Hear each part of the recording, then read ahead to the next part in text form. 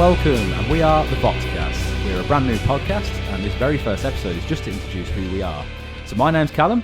And I'm James. And we are Warhammer enthusiasts, literally starting a podcast just to chat about the hobby, talk about the hobby in all its elements, speak about the painting, the modelling, the gaming side of it, the competition, and that's all we really are. So in today's podcast, we're literally just here to introduce ourselves. So James, why don't you go first? Just let us know a little bit about how you got into the hobby, maybe a couple of the armies you collect, and what the hobby means to you. Yeah, so thank you, Callum. I started when I was very young, probably around about early teens. I didn't necessarily know what I was doing. I mean, I started with Lord of the Rings, actually. My first painted models were terrible. Didn't even water my paints down. And very quickly, although it was a good hobby, it was a good game, I found myself falling into 40k and quite quickly started an Imperial Guard army. Imperial Guards, at the time, they were fun, but personally, with 40k, I really enjoy the fact that you have lots of different variety. You have a lot of different armies that you can choose from. So very quickly got bored of being human and choosing the human faction, the sort of vanilla, sort of like, mediocre. And then, went for what I thought was cool at the time. I was 12 years old. I thought, Grey Knights, these are like the elite of the elite of the elite. Got a Grey Knight army. And then ended up with actually a Chaos army, strangely enough. And this was the time where blast templates were around, ordnance templates were around.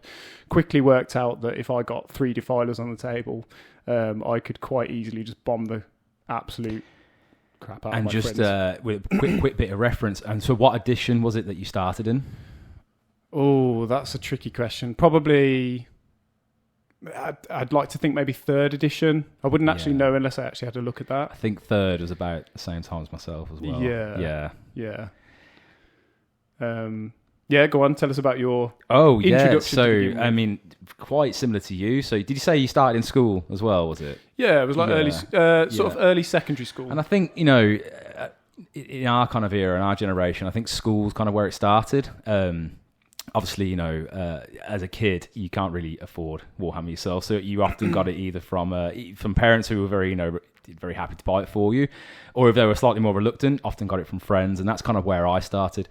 I had a friend, he gave me a squad of Space Marines, and it was that initial, do you remember that tactical squad?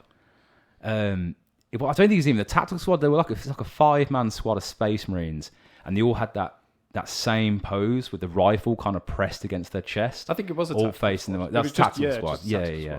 And this must have been 2nd or 3rd edition.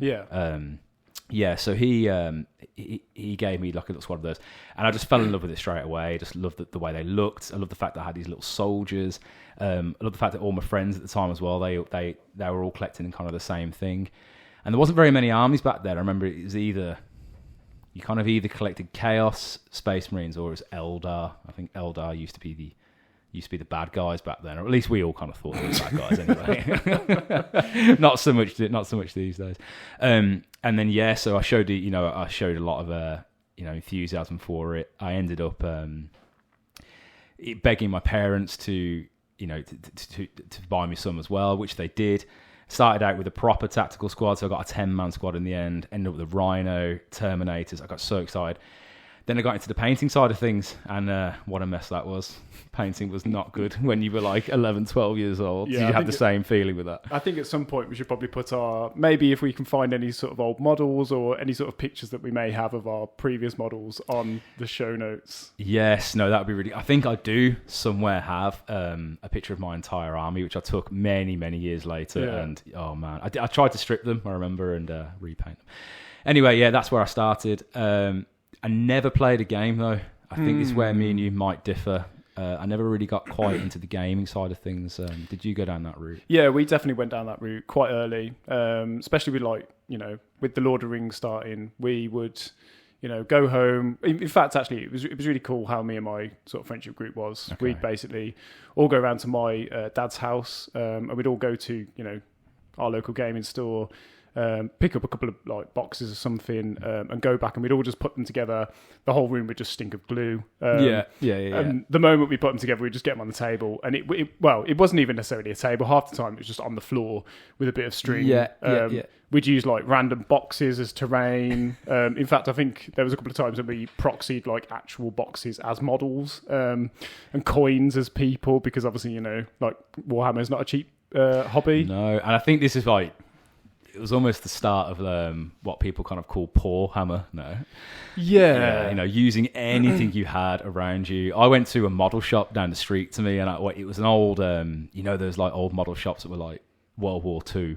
Yes, like models, like real. Yeah, we had one of them. Figures. Yeah, and I bought this brick wall, and it was like, and I kind of cut it up to pieces, and that became the terrain. And then I took an old snooker table and put that real coarse grass on it, and I'm pretty sure the grass came from a train. Yeah, it was the train. Yeah, the train. Yeah, they still do that. Yeah, that's so funny. It's interesting though, because even back then it was probably quite expensive, and you would get a box of 20 Imperial Guard units for like a tenner, maybe 12 quid, something like that. You could actually afford to spend your pocket money on a box if you saved it up.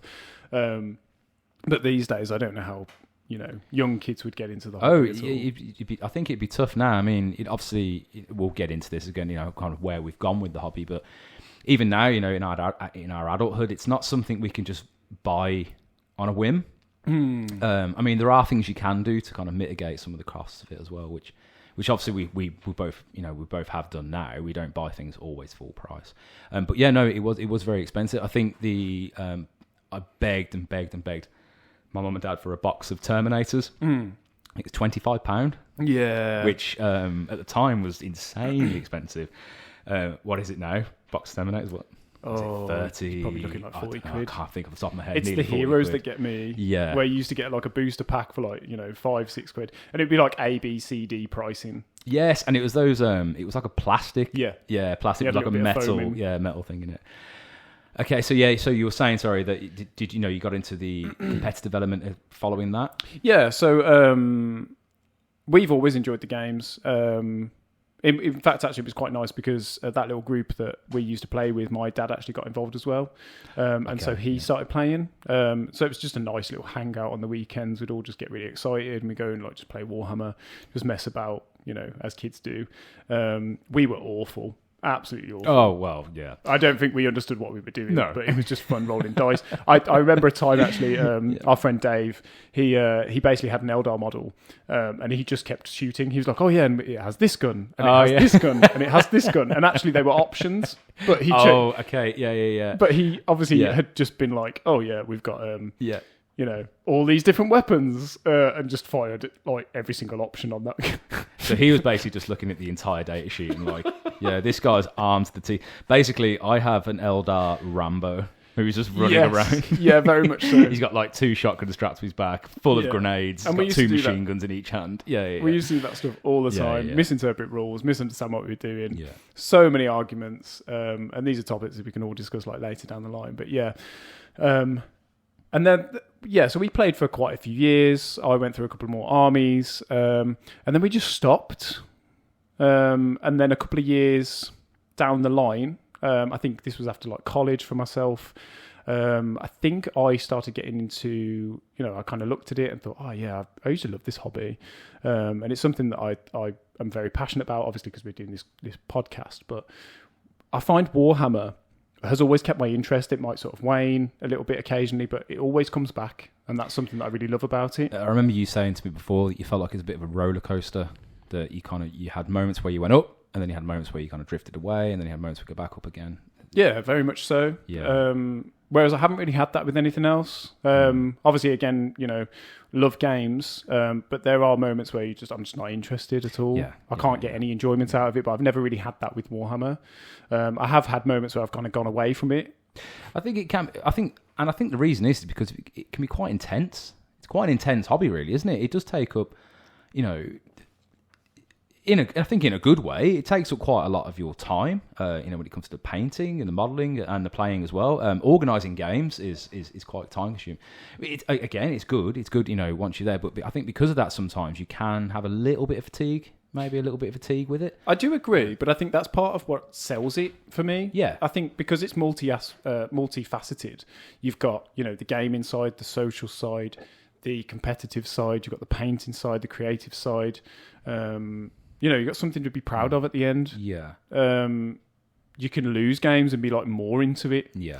There's so many different aspects that sort of draw your attention, and you can be really into one. I mean, even the lore, and like me, I love the the lore side of things. Of course, yeah, and I think the lore just gives it that extra bit of depth and flavour, especially. And again, we're gonna come to talk to this, in the future, especially when it comes to playing games as well. You can, if you really do feel like you know a bit about the lore, you don't even have to know much about it, but if you can even create your own lore as you're playing, you can kind of create that narrative, and I think that narrative is what brings people back. It's very immersive, but it's very cerebrally immersive as opposed to visually immersive, like maybe a video game would be these days. So obviously you played with your friends. See, I never really had that chance. I really enjoyed the painting and the modelling, and a few of my friends, we painted model, but we, like you guys, we didn't know what we were doing. I also was a bit of a disadvantage as well, because my parents, though they would buy me the models, anything else, they were like, no, we're not going to buy you that. What's the point? Like the books, rules. Yeah. So we never really had the rules either. So for me, it was kind of toy soldiers, little plastic toy soldiers that we can run around with. And, and you make your own rules. Make your own rules. I mean, I think we mostly just threw them at each other, which... So yeah, we never really got... I think we played one game once with an older guy. Yeah. I mean, that sounds a bit strange. I mean, he was very responsible adult. It wasn't just some old random dude. It was an older guy that a friend of mine knew. I think he was a teacher, and he played Warhammer. And then he kind of showed us a game, and I remember thinking, man, this is really complicated. And as like an 11-year-old, 12-year-old, I was like, whoa, it's much more fun just to throw them around my bedroom and pretend they're shooting. And at the time, anyway, obviously I've come now later on down the line to realise that the game is very, very interesting and very exciting. But at the time, it was quite overwhelming. So I just continued the painting and the modelling side of things. Well, I think a lot of people, when you talk to the average person and you sort of say, I play Warhammer, they're like, well, what is that?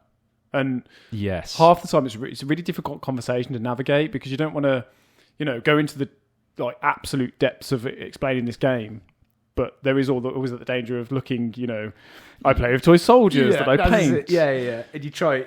It's quite funny that actually people, oh yeah, I play Warhammer. Oh, what's Warhammer? And then you have to try and give this answer that maybe it doesn't seem so strange. I mean, it's not. It really isn't that strange. It's not a way. But when you're explaining it, I think if people don't understand it, I think they can see. It's a bit. I mean, let's be honest. Sitting down every night and watching Love Island's strange. Yeah. Oh, yeah. No, I'm definitely. I mean, everybody does strange things, don't they? Yeah. This is just our strange thing. It's just our strange thing. Exactly that. But yeah, like I said, I fell in love with it in school. I did collect for a bit. However, like with most things, when you're 11, 12 years old, you do grow up. I started noticing girls a bit more. Yeah. And then that took my attention much more. And then when I got to my teenage years, probably started getting into silly little things and hanging out. And unfortunately, the hobby, it did drop away. Same for you? Do you think it dropped away about that time? Or pretty much. We just stopped playing, really. I think I moved to a different area when I went to college, which obviously, took me away from my sort of friendship group. I wasn't in the same circles. Obviously, it's a completely different lifestyle. I was living away, so I didn't really take my army with me. And, painting wasn't really my massive thing at the time. I did enjoy it, and I took a lot of pride in it, but it wasn't, something I, massively enjoyed. I did enjoy it. And I did like the satisfaction of completing a model, but there was no way I'd ever complete an army. Okay. Yeah. Whereas nowadays, I think I take quite a lot of pride in putting a semi-painted army on the table. I still don't think I've actually ever achieved that as a full goal, and I would love to do that. I'm not too sure. I don't think I've actually ever come across anyone who has a completed army. My dad did it. Oh, he did it. Yeah, man! So he's one of the golden. He's one of the golden These order. Magical fairies that do exist somewhere in the universe. He's really putting us to shame then. Okay, so that let's say that's kind of that was a very brief overview of our youth, but let's talk about now. So obviously, you know, we're here now. This is the podcast now. We're adults, and let's speak about kind of like where we're into. So for myself, I actually got back into it, I want to say 3 years ago. Was it 3 years ago? And it was actually you, James, that got me back into it, wasn't it? I texted you one day saying I think I'm interested in collecting Warhammer again. And oh my word, and this is how the addiction starts. I only wanted to collect that very first starter box. Combat Patrol. No, it wasn't even Combat Patrol. It was the... it would have been Combat Patrol. They were Combat Patrol. No, smaller. It was the 3 Assault Intercessors and like 3 paints. You get it from GW. It was like a £15 starter set. I can't remember what it was now. It was like literally 3 models. Yeah. And that's what I wanted. Oh, it was literally a paint set. It was literally like the starter. Yeah, You know, you're 10 years old begging your mom to buy you something. Yeah, no, I remember that. I remember that day and just being so happy. Yeah. Just like, oh yes, I finally persuaded you. Yeah. But unfortunately, James had other ideas and he convinced me to buy Combat Patrol. And the rest is that's kind of what got me back into the hobby fully. Well, I think you have missed a slight part of that story. We were discussing, you know, general nerdy hobbies and interests and stuff prior to that, and obviously I told you I liked Warhammer. And was very sort of, you know, not pushy per se, but I knew you would enjoy it as a hobby, so I was kind of like, you know, feeding you little bits, and I think you were excited. Yeah, you were excited to bring another person in, you know, make the group a little bit bigger, you know, get the circle wider, more people to play with, more people to enjoy it with. Which obviously now I'm very happy I've done. So then, okay, what about yourself in adulthood? So where are you now, and how did you get back into it following? Yeah, so I started sort of briefly saying before, but I think I just started seeing it. Again, it sort of like popped up. Maybe I found a box or something. I can't quite remember. But essentially, I then kind of went to my nephews and like went, oh yeah, like you used to play this. Like, would you be interested in it? And they were kind of like, oh yeah. So we went down and bought a box, and they started putting it together. And that sparked it for me. That was all it required. Yeah. They sadly didn't get into the game. No. But I then texted all my old friends and were just like, yeah, I'm going to start again. Are you interested in playing? And they pretty much went, yes. Yeah. And that was it. And at the time, I had sold all my armies, which is always a sad day. So it was the big, long and hard choice of deciding what I wanted to do. Yeah. Well, I actually have a slightly sadder story than that. Do you remember I lost my army? Yeah. I had a whole box of Space Marines. Oh, and also just to clarify, when I collected in school, I collected Space Marines. I also collected Ultramarines, so I didn't get more vanilla than that, but I really did love them. I had a big toolbox. There wasn't proper storage back then when you were a kid. It was literally a toolbox, and you just throw them in. There is a storage option for toolboxes at the moment, though. Is there? Yeah. Oh, we'll have to talk about that. So yeah, I just threw them all in. It moved around me for many, many years through college, university, and then I ended up living in a house. And unfortunately, I left it there and moved out, and I never saw them ever again. And it's really frustrating because there's so many second and third. In fact, I think I had a first edition Land Raider in there. Yeah, and it looked like a bubble. Yeah, tiny Land Raider. Kind of like, yeah. So yeah, and then as I said, you got me back into it again. I started collecting Space Marines. I really only intended on just collecting that one box, and as soon as I put brush to model, that was it. I was hooked. Yeah. And I've been collecting now for, like I said before, about 3 years now. I think I've been collecting. Yeah, it's nice, and it's nice to see you grow in as a player as well. Obviously, starting off with the sort of like, you know, very vanilla-y type army, and sort of feeling your way into the hobby and sort of deciding what you like, what you don't like. And I think now you are just taking the first steps in repainting your Ultramarines into Salamanders. Yeah. No one's figured it out yet. So as I collected as an adult, I went straight back to what I used to collect as a kid. I collected Ultramarines and Space Marines. I think they get a lot of stick. I think a lot of people say they're vanilla and, oh no, you know, they're basic army. As a newbie, really easy to get into. Really easy. Rules are very simple. Well, they do everything. They're jack of all trades. Definitely master of none, I will say. Depending on how you play them. Also, though, even physically, easy to paint. Yes, primary very much, colours, yeah. really big flat surfaces. All this, and I'm glad I did get back into them, in that way, because it really did introduce me to the hobby in a very simplistic, in a very easy way. So, and as James has already said, I have now since moved past that. I've changed chapters, moving on to salamanders. I do collect another army. I've started collecting Death Guard. I did want to collect a third army, but after having two, it does get a little bit overwhelming. You're not sure at the moment. Yeah, just kind of like figuring that out right I'm now. sure you'll get there eventually. Yeah. I, on the other hand, as you know, have a fair amount of armies at this point. But when I did get back into it, I started Dark Eldar. And Dark Eldar, I think at the time, I started on 6th edition. I got back into it on 6th edition. And the rules were starting to get quite complex. And I felt like 7th was maybe the epiphany of, complexity. There was lots of little niche rules that you could use. And it probably was a little bit bloated in its form. So 8th edition was quite a nice place to sort of go to from there. There are historical rules that I do miss. But yeah, so I started back on 6th edition, chose myself a Dark Eldar army. As you'll find out through the podcast, I'm very Xeno. I've got a lot of love for the Xenos and predominantly elves. Always been a big elf fan. But yeah, so Dark Eldar, initially I was very put off with. I was like, well, why would I take a Dark Elf? Like, that's very unlore friendly. But when I looked into the lore of it, Dark Elves, well, they're not Dark Elves, they're Dark Eldar. They have their own reasons for being dark and like debauch, like all the debauchery that they're in.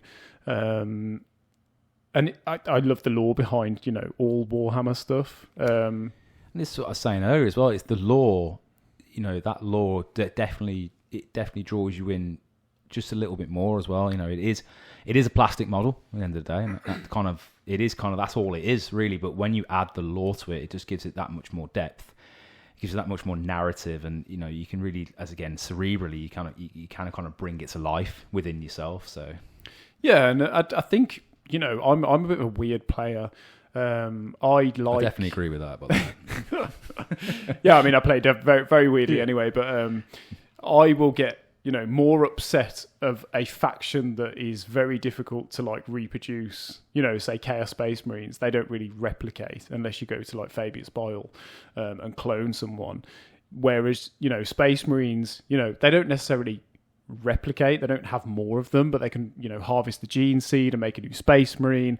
So when I was playing Chaos Space Marines, I'd have like a bit more of an issue of someone dying than like an Imperial Guardsman. And obviously lore wise that makes sense anyway, but, and you mean this is in your own head? Yeah, really so when I'm playing that game, attaching that feeling to an actual model, hence why say I'm playing Eldar and an Eldari dies, I'm like, oh, they don't reproduce very often. They're a dying race already. Oh my god, no, he's gone forever. Yes, very much so. Yeah, so you're like, oh, that's a big waste for this world. And then you get like a Necron who's self-replicating, but when they die anyway, they're pretty much soulless. Yeah, very little risk with any of those. There's no empathy. Yeah, I mean, at Space Marines is like one of mine dies, just like it's okay. He did it for the glory of the Emperor. Yeah, and he'll probably be harvested anyway and just added into or incurred into a dreadnought, which is even cooler. I mean, there's no rest until death anyway. So. No, yeah, only in death does duty end. They say, he's actually allowed to rest now, unlike Dante. Oh well, yeah, we'll get onto things like that. Which and after that little a little breakdown of both of us, that obviously leads me on to saying that there's obviously a difference in experience between two of us. I collected a little bit in school. I didn't play. I've only just come back into the hobby now. I started in 9th edition, was it? I think it was 9th edition. Just after the Primaris Marines came in, so around about 9th edition. Yeah, I've only played 2 editions, 9th and 10th. Yeah, it may have been like 8.5 when you joined, and then you actually started. I think we played a game prior to you starting your own army. I think that the point I'm trying to say is that I'm pretty new to the hobby, whereas you have been playing pretty not consistently, but on and off for very many editions, and probably more consistency now. Oh yeah, it's great at the moment. My Yeah. my Warhammer world is just completely blown up. Like at least once a week is what I aim for. So in this podcast, this is the kind of direction we're going to be going from. So I'm a slightly newer player. Hopefully, I can give a little insight on, you know, where I'm coming from and the ideas I have. The conversation I'm going to have are probably going to come from that place. Where's yourself, James? Bit more experienced. I'd like to think so. I've never been to a tournament, and I have, you know, I've never been interested in that aspect of the hobby. I've always thought, you know, just why would I want to go somewhere where I'm not with my friends, just hanging out and having like a nice, enjoyable time. But more recently, I think I have wanted to push myself into that sort of bound to like expand my own my challenge in the hobby, and listening to other people talk about tournaments. You know, I've always thought of these places as being like you go to a tournament and you have a bad player and then you have a bad game and then you out in the first round and you think, well, why have I come? But actually, you know, the more I listen to other people talk about tournaments is the more I am interested, because they're not saying it's this horrendous scenario where you go and you find these horrible people and you have a bad time. It's about expanding your own like enjoyment and meeting cool people out there. And I think our little group, we definitely play more so for the fact that we're a group of friends and we enjoy spending time together. Some of us enjoy beating others more than maybe some of us do, but it all comes part and parcel of the fun. However, some of us are thinking about going into tournament. Yeah, I think me and my long-term Warhammer companion, PJ, he will maybe be hosted at some point, or we'll interview him at some point on this podcast. But he, he's very competitive. Yeah. We've based our plays off against each other, and he has joined a local meta in a different area and just been running people over. And a friend of mine, Aaron, he's just as new as I am, but he's been doing really well with his Necrons and with his Gene Sealer cults. I think Gene Sealer cult's doing quite well anyway at the moment, but he plays them well. He researches it really well, and he's decided that he's thinking about going to tournament as well, and so we may get him on at some point and speak to him about what his first experience of a tournament was like as a newer player. So I think the point I'm trying to say is that as this podcast evolves and as we go through more episodes, we're going to go into this stuff, and hopefully the listeners can kind of grow with us and listen to how we are getting on going into this new world, and hopefully we get people, you can interact with us about how you get on with it, or even more veteran players, any advice, you can send it in, you can talk to us about all this kind of stuff, how do you feel about it? And so we'll obviously give our ideas as, how we interpret things and the way that we would do things, but of course this is about you guys as well. We would like to hear your voices and your opinions, so the more you can interact with us, the better. We want to hear, if we say something you think is, a terrible idea on the table, we're going to be like, how would you do this? Oh, and we're going to come out with some real humdinger ideas. Yes, very much so. Yeah, janky, crazy ideas. But, and we claim no, expertise in any of these areas. We love every aspect of Warhammer, and we enjoy playing competitively, casually. We love the lore, we love the painting, we love the hobby side, we love the friendships. But at the end of the day, we claim no expertise and would love to learn and progress ourselves, but also maybe give that information to other people and pass that on. All very opinion based. It's all our own experience. Like as James has already said, it's a passion of ours, and this is the idea of the podcast. It's going to be very casual, just a little conversation about the hobby. And well, I mean, it's been said now 1,000 times. So it brings me on to, I say, probably our last question now for the podcast, but it might be a lengthy one. Just to finish off, James, what have you been up to in the hobby in the last few months? So, we, as my group from childhood, we have an annual game where we have a massive 6,000 point game. It's a 3-way game. 2 of us play 3,000 each, and the other person plays 6,000 points. Now, obviously, as you can imagine, this takes quite a lot of preparation, and we are currently preparing our armies ready for, we're not set on our ideas yet, in case anybody out there is listening. However, I've been currently painting a couple of demons up, I've got a couple of Greater Demons. I've just done Be'lakor. Maybe not to the best standard, but he's definitely tabletop ready. And I'm just working on the Great Unclean one at the moment. Yes, you've shown me a few pictures, which will, by the way, I'll give a little link to it later on, but we are setting up some social media. We've got a little Instagram page going on, and a lot of this stuff is going to be thrown up there. Yeah. So again, once I've completed him, I've got a couple more Greater Demons that I might be working on, and then work on the rest of the Chaos Army. I mean, they're very primary colours. They've got a couple of base colours on. So the future would potentially be going down that path. But I have been toying with the idea of taking my sisters. Okay. I do love my sisters. Yeah. They are... I don't know. There's something about them. They are power-armoured, mental... fanatical, nuns with guns. Yeah. Yeah, they're awesome. I just think they're... You play your sisters very well. And again, we're going to get into that later on down the line. James, you have quite a few armies, you'd say? Yeah, so I probably should have said earlier, we did kind of bounce around a little bit. So currently I have Eldar, Dark Eldar. You could go Ynnari if you felt like that, because obviously you got both situations. I have enough to play a Soul Harlequin army at the moment, which I've been toying around with recently. Not doing the best paint job on those, but, diamonds are hard. I think that's a very subjective opinion, I'd say. But again, these pictures will be going up online. So yeah, the only ones I don't have are the Corsairs at the moment, or the Nature ones. I can't remember their name at the moment. It eludes me at the moment. I've also got Blood Angels, Sisters, and Chaos Demons. Have I got anyone else? Don't think I've got anyone else. I think that's it, yeah. No, yeah. I'm trying to think of the armies that I've been battered by in the last 2 years, and I think that's all of them. Battered by in the last 2 years.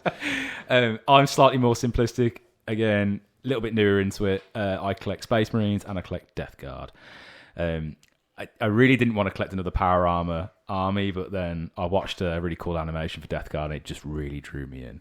Yeah, Death Guard are cool. Yeah, very cool. So toxic. Which brings me on to... You're going to say something? Go ahead. Yeah, no, I did actually collect... Yeah, going back like somewhat to the start of the episode, I did also collect Death Guard at one point. And I entered a painting competition. How did that go? I actually came second. How old were you, sorry? I did quite a lot of conversions when I was younger as well. Okay. And I've definitely got a couple of them. We can put them up on. This was when you were quite young? So yeah, this is when I first started the hobby. Okay, so I've got a couple of like clown and like I actually Arnie. didn't know this. Yeah, lots of Arnold Schwarzenegger like models, like conversions of like my Imperial Guard models. Because I started going like Jungle Catachan and then making them into like Predator and all sorts of random stuff. It was fun. Like I was very creative. Because they brought out Sly Marbo, wasn't it? Who was like a kind of semi Rambo-esque. Kind of amalgamation of Schwarzenegger and Stallone, wasn't it? Kind of like around that kind of 80s. I think actually they had to withdraw something. I Really? remember something about them withdrawing something at this point. Like some sort of copyright issue. Yeah, maybe. they had. People started getting a bit like, it's not so good. Yeah, treading on like a bit of like dodgy ground here. And so as for myself, I'm trying to build my armies back up at the moment. I was collecting Ultramarines again. Currently re-spraying them into Salamanders. I think it suits me a little bit better being a Salamanders player. Yeah, I would say so. Yeah, because I'm obviously not a Roman, so but I'm more of an empathetic guy, and I also collect Death Guard as well. So trying to get them back up, get them back together. I think I got shocked off at first by Death Guard in 10th edition. Got a little bit afraid because you look at the meta watch and you see that they're not doing very well, and I thought, oh god, Death Guard are, they're going to be really pants. I have a big issue with MetaWatch and the way that like that makes people feel. And I think we're gonna touch on this in the future, aren't we? But and then come off the back of that, I realised no, I collected them for a reason. You know, they look cool to me, and it's about the rule of cool, they say. So I picked up Death Guard. I played again. Played a match with them. I did really well with them. They really cool to play with. That -1 toughness, -1 to hit, this new little, this little boost they got. And obviously it helps, they got a little bit of boost, a little bit of nerf here and there. Super fun. But the point is they're very different to Space Marines.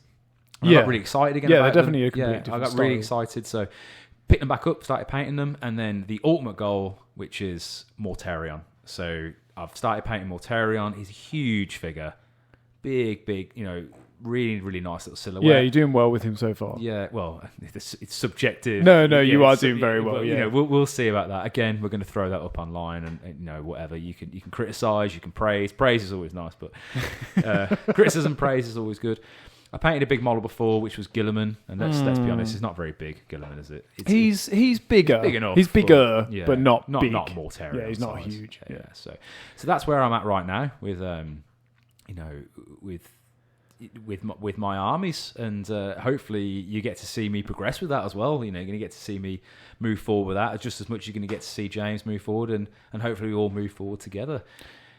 Yeah, we definitely want to push forwards. We want your opinions on like our thoughts. Yeah. I mean, we're not perfect by any means, but we are willing to grow, ourselves. We want to push ourselves to the limit and, have your advice on how we do that. Mm-hmm.